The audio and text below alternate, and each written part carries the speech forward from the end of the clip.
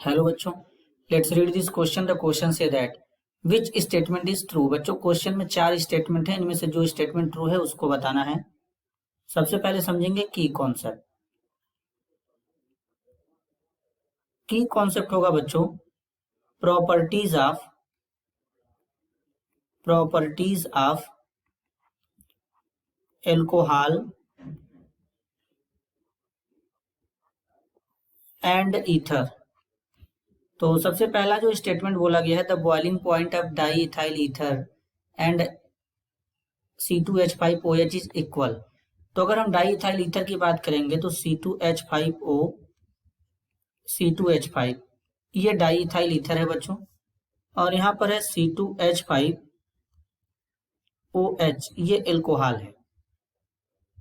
तो अब अगर हम एथिल एल्कोहल और डाई इथाइल ईथर में बात करें तो एथिल एल्कोहल का एक मॉलिक्यूल एथिल एल्कोहल के दूसरे मॉलिक्यूल के साथ में बच्चों क्या करता है, हाइड्रोजन बॉन्डिंग करता है कुछ इस तरीके से। तो यहाँ पर क्या होता है, हाइड्रोजन बॉन्डिंग होता है इस तरीके से।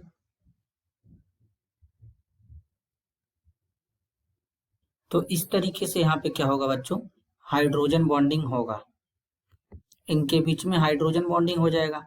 इसी तरीके से दूसरा एथिल एल्कोहल का मॉलिक्यूल आएगा, फिर इसमें हाइड्रोजन बॉन्डिंग हो जाएगा कुछ इस तरीके से। तो इस तरीके से इनमें हाइड्रोजन बॉन्डिंग होता है, और हाइड्रोजन बॉन्डिंग के कारण क्या होगा बच्चों, यहाँ पर कौन सा बॉन्डिंग है, H बॉन्डिंग है। अब हाइड्रोजन बॉन्डिंग होगा तो मॉलिक्यूल ज्यादा एसोसिएट होंगे, और मॉलिक्यूल ज्यादा एसोसिएट होंगे तो बॉइलिंग पॉइंट क्या हो जाएगा, इंक्रीज कर जाएगा। जबकि डाई इथाइल ईथर में किसी भी टाइप से हाइड्रोजन बॉन्डिंग हो ही नहीं सकता है बच्चों। तो इसलिए क्या होता है कि इसका जो बॉइलिंग पॉइंट होता है वो एल्कोहल से क्या हो जाएगा, कम हो जाएगा, डिक्रीज कर जाएगा। जबकि पहले स्टेटमेंट में बोला गया है कि बॉइलिंग पॉइंट दोनों का इक्वल होगा। तो पहला वाला जो स्टेटमेंट है वो गलत होगा।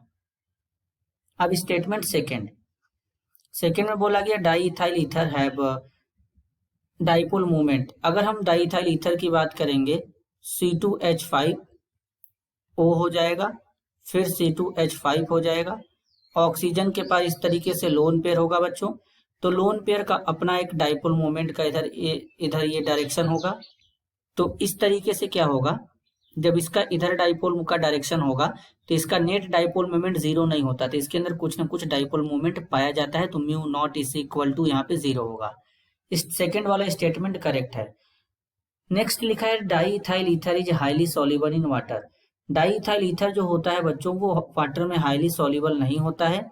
इसके पीछे का रीजन समझते हैं। डाई इथाइल ईथर जो है C2H5O ये क्या होता है, वाटर में हाईली सॉल्युबल नहीं होता, क्योंकि ये वाटर के साथ उतना इफेक्टिव हाइड्रोजन बॉन्डिंग नहीं कर पाता है, क्योंकि यहाँ पर इथाइल ग्रुप जो होते हैं ये बल्की ग्रुप होते हैं, तो ये स्टेरिक हिंड्रेंस क्रिएट करते हैं, तो इसलिए उतना ज्यादा हाइड्रोजन बॉन्डिंग नहीं कर पाता है। तो ये स्लाइटली सॉल्युबल होता है, हाईली सॉल्युबल नहीं होता। नेक्स्ट है diethyl ether is Lewis acid.